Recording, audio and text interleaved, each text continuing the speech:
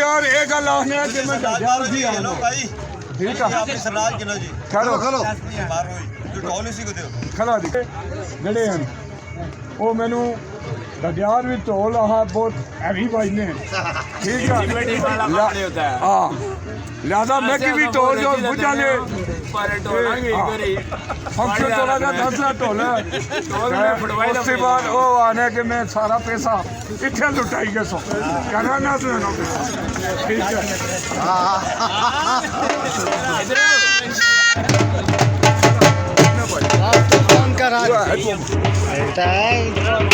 आज देखा